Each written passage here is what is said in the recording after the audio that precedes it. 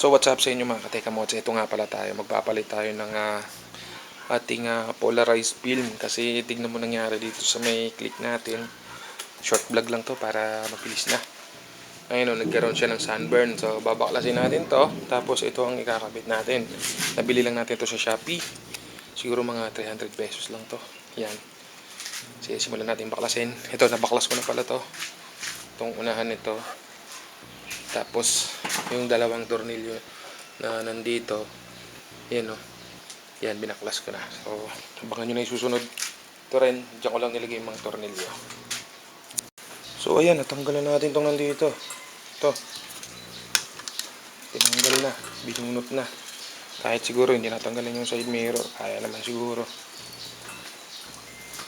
Tapos pagkatapos nito, di ba nasa labas to, susunod naman natin itong dalawa dito, kabilaan, dalawang tornilyo.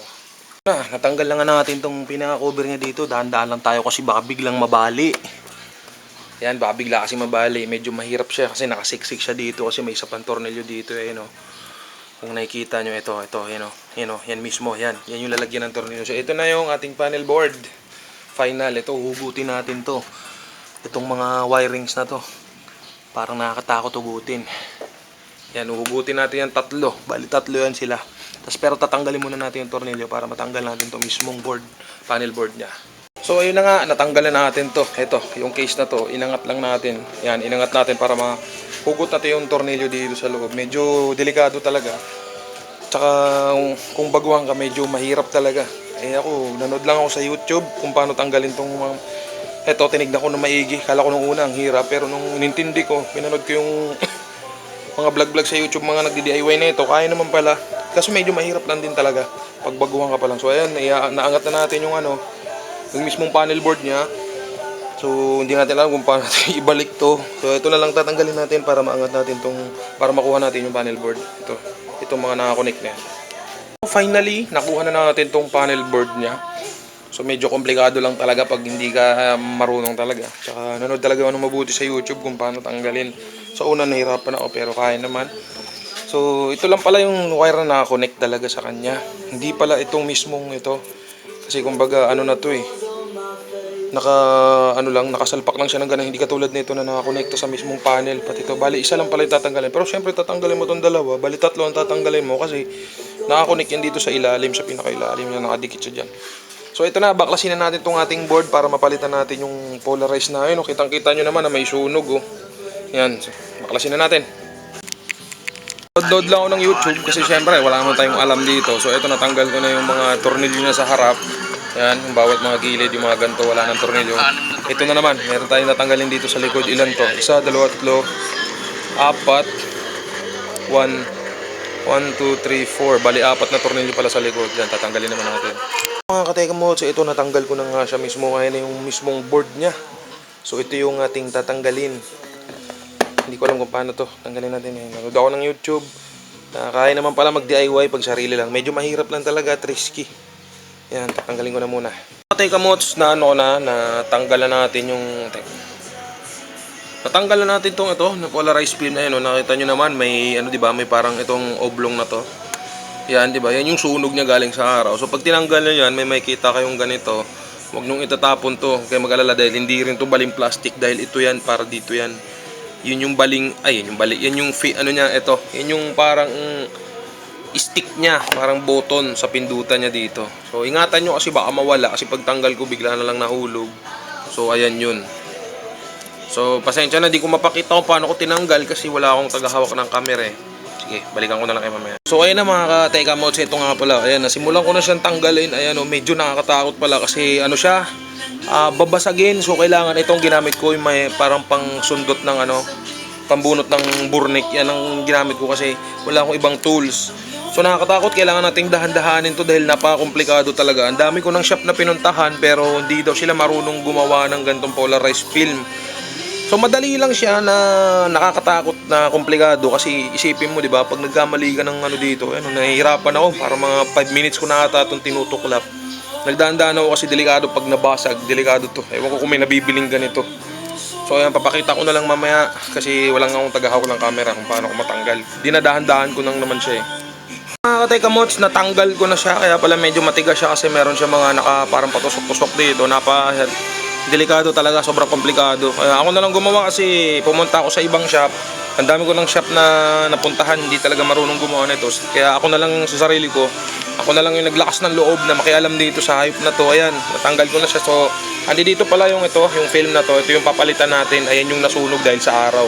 So, sa mga naka-Honda Click din dyan, hindi lang naman Honda Click yung mga nagkakaganito eh. Sa ibang motor din, pwede ring masunog. At least sana may makuha kayong idea at may natutunan kayo kahit papaano. Yan. Okay, palitan lang natin ito mamaya. So ito na mga ka-Tekamots, ayan, natanggal ko na yung kanyang lumang polarized film. Ayan, kitang-kita nyo naman yung sunburn. Ayan, nanood lang ako sa YouTube kasi wala talaga akong idea. So ito yung bago na ipapalit natin, ito mismo. Ayan. So sana may matutunan kayo dito kahit paano at makakuha rin kayo ng idea. Maglakas loob kayo na buksan nyo yung inyong mga motor. Hindi pwede puro lang tayo motor. Kailangan marunong din tayong magkalikot konti. Tekamots, natanggal ko na. Pwede naman tong basain kasi yung iba binabasa nila, nililinis nila kasi may natitirang parang mga pandikit. Pero kung ayaw yung basain, wag na lang. Ayan, pwede rin namang alcohol na lang tapos punas-punasan nyo. So ikakabit na natin tong ating bagong biniling polarized film. Nabili ko yun sa Shopee, siguro mga nasa 200 plus lang yan o 300, may mga ganyan. Iba-ibang presyo eh. Ayan o. Ayan, so kakabitan natin mamaya. Papakita ko sa inyo kung maganda na yung kung di na siya sunog. Makikita na natin na maayos yung kanyang mga nasa loob ng panel niya. Mga ka-Tekamots, ayan, natanggal ko na yung plastic niya. Ito yung plastic niya, ito. Idikit na lang natin to dito sa mismong sa may panel niya. So ito pang-grab natin Mga ka-Tekamots, nasalpak ko na yung bagong polarized film niya. So gagamitin na lang natin siya ng card para kuskusin ng ganyan para hindi siya magbubble sa loob. Tekamots, na isalpak na ulit natin siya. Testing muna natin siya para malaman natin kung gumagana at maganda na. Ayan, testing na muna natin sa motor. Mga ka-Tekamots, testing na muna natin ulit ito sa motor. So, ito talagang dalawang socket. Hindi naman pala talaga ito nakakabit sa kanya. Kumbaga nakalagay lang siya dun sa ilalim. Ito talaga ang nakakabit. Kaya testing muna natin kung gumagana, kung maganda na. So, ayan na mga ka-Tekamots. Pag tinignan mo lang, ayan na mga ka-Tekamots. Tingnan nyo, surprise Taran! Ayan, di ba? Galing di ba? Sa mga magdi-DIY dyan, ganyan lang pala yung dapat nating gawin sa ating mga motor. Pag nasunugan, huwag kayong mag-alala, hindi pa sira yung film nyo. Pag nasunugan kayo, hindi pa sira itong mismong dashboard nyo. Ano lang yan, nasunog lang yan sa araw. So, ayan. Sana may natutunan kayo sa video ito. So, ibalik na muna natin yung mga cover nitong motor at medyo mahirap. Mamaya ko na lang ulit ipapakita. Yung mga ka-Tekamots, ito nabalik ko na yung kanyang mismong cover ng kanyang panel. So isasalpak na lang ulit natin siya dito. So ayan, pasensya na, hindi ko makikita kung paano ko tinanggal dahil walang tagahawak ng aking camera. Pero makikita nyo naman yung mga sinabi ko kanina na isa-isa kong tinuturo yung mga kabitan ng tornilyo. Tulad nito, ito yung nasa gitna, ito yung humahawak dito. So kakabit ko na ulit ha. Mga ka-Tekamots, na ibalik ko na yung mismong panel board niya. Ito lang naman yung isa sa mga tornilyo na tatanggalin nyo nandito. Yan yan, tapos kabila. Yan, tapos ito. Lalagyan din natin ng tornilyo ulit dito. Yan, yan lang yung mga tatanggalin nyo. Tapos yung pinaka-isa doon sa ilalim ay Sensya na hindi makita kasi medyo madilim. Makulimlim kasi dito sa amin eh. Sa inyo mga ka-Tekamots, ito na nakabit na natin yung pinakaunang yung cover niya sa unahan. So ito na lang yung pinakaunang cover niya lang dito. Ang pinaka-komplikado dito ito. Kasi napakahirap nito dahil nasa ilalim siya. So kailangan mo ng tools. Kung wala kang tools, talagang mano-manong maglalagay ka ng dito. Ng mismong Phillips screw para ikot-ikutin mo, napakahirap. So kailangan dapat meron kang tools. Kamots, ang final natin, final sheets. Ito na siya, ito. So ito ang gamit ko, ito. So gaganto ko na lang dito. Yan. Dahil mano-mano ito. Yan. Diba? Mano-manong kabitan to. So what's up sa inyo mga ka-Tekamots? So ito na, nakompleto ko ng ikabit lahat ng takip ng kanyang panel board. So ito, nakakabit ko na. So wala kasi akong tools, kaya diniskartehan ko na lang. So kakabit tayo ng tornilyo. Ito yung gamit ko, pa-star. Yan lang yung gamit ko, ito. Saka plies lang kasi wala tayong tools. So antayin na lang natin ulit mamaya kung okay na.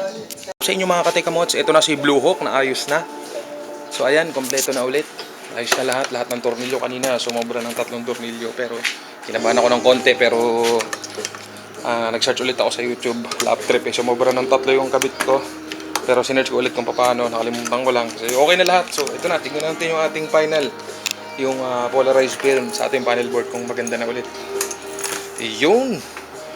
Yun o, kitang-kita na ulit yung kilometers tsaka yung total nung takbo, yung fuel, eh no, di ba? Kitang-kita natin, hindi katulad nung nakaraan na meron siya nakaharang dito na sunburn kasi ito kasi puta na kasalanan ng security ito sa ano eh sa Maynila kasi gusto kong pumark doon sa malilim, pinaalis yung motor ko kasi bawal daw doon, puta mas nabilad tuloy sa araw kaya nagkaroon ng sunburn.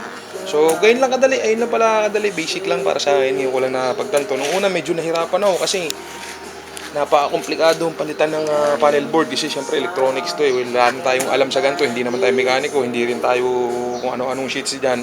Isa lang tayong paungas-ungas dito. So ayan, ako nga pala si Mas Rider, naghahatid sa inyo ng konting kaalaman na may konting kakupalan. Ingat tayo palagi and ride safe. Sana may matutunan kayo sa bidyong to kahit papano. Sa lahat ng mga naka-Honda Click dyan, pag nasunugan kayo ng panel, yun lang, ganun lang pala kasimple magpalit ng panel. Sa Shopee, order lang kayo ng, search nyo lang yung polarized film for Honda Click, 150 tsaka 125. Yun, ingat kayo palagi and ride safe.